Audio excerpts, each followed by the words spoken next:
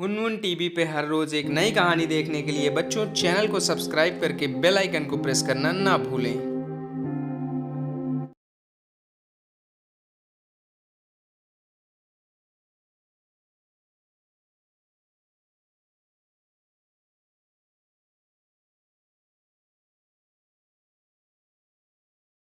यह कहानी मोहन और उसके छोटे से परिवार की है।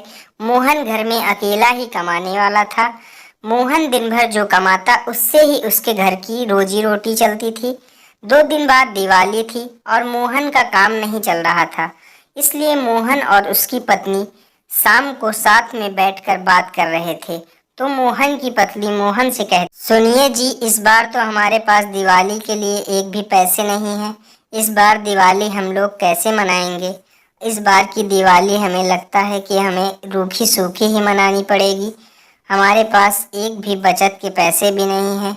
जो पैसे थे, जो पहले का उधार था, उसे चुकता की को लेकर तो मैं भी परेशान हूँ। इस बार दिवाली हम लोग कैसे मनाएंगे? मेरा काम भी नहीं चल रहा था, इसीलिए एक हफ्ते से कुछ पैसा भी नहीं मिला। अब क्या होगा, ये सोच सोच कर मैं भी बहुत परेशान हूँ। पटाखे और मिठाइयाँ भी लाना है और तुम्हारे लिए साड़ी भी लाना है। अब कैसे होगा? चलो देखते हैं, कल मैं जाता हूँ, अपने गांव के एक चाचा जी हैं, उनसे मांगता हूँ, शायद वो कुछ मदद कर दें।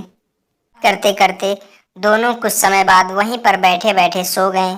उसके बाद अगले दिन उसकी बेटी मोना और उसके 2 बच्चे चिंटू और चिंटी माँ और बाबा को जगाने के लिए आए।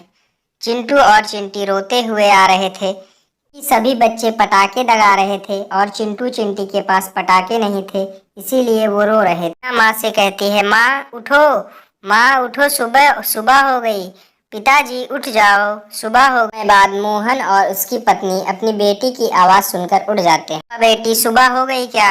कल हम दोनों इतनी चिंता में थे कि यहाँ पर बैठे बैठे सो गए, और ये दोनों क्यों रो रहे हैं? मोना कहती है कि पिताजी, सब बच्चे पटाखों से खेल रहे हैं, इसीलिए चिंटू चिंटी पटाखे चाहते हैं, इसलिए वो रो रहे हैं।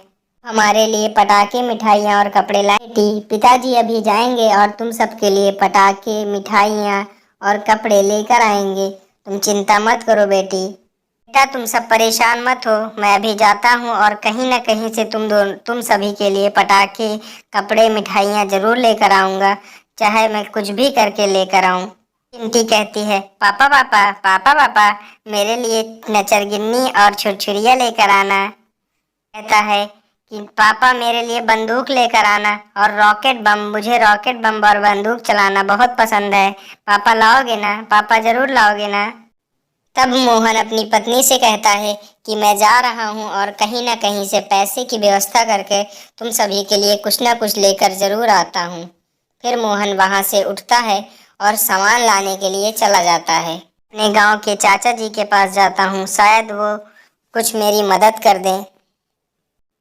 मोहन के जाने के बाद उसकी पत्नी अपने बच्चों से कहती है कि बेटा, तुम सब चिंता मत करो, अब पिताजी गए हैं, तुम लोगों के लिए कुछ ना कुछ जरूर लेकर आएंगे, तुम दोनों चिंता मत करो।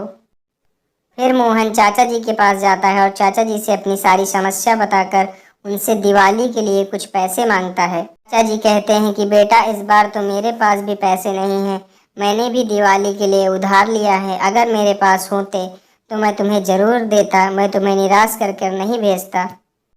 चाचा जी से पैसे न मिलने के बाद मोहन वहां से निराश होकर चला जाता है। वहां से जाने के बाद मोहन एक पेड़ के नीचे बैठकर सोच रहा होता है।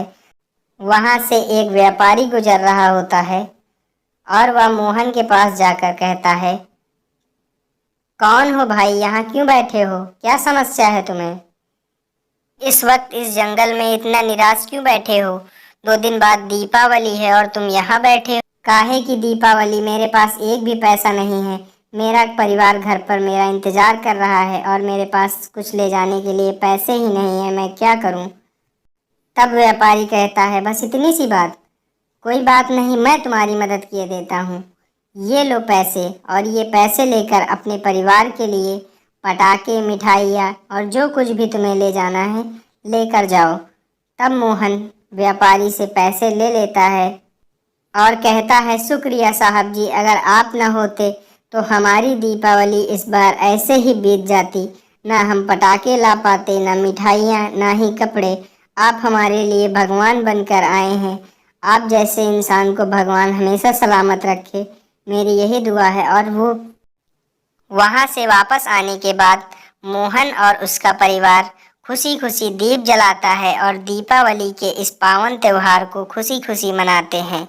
फिर चिंटू कहता है, आप सभी को मेरे और मेरे परिवार की तरफ से हैप्पी दीपावली। आप सभी ऐसे ही खुश रहें और मुस्कुराते रहें।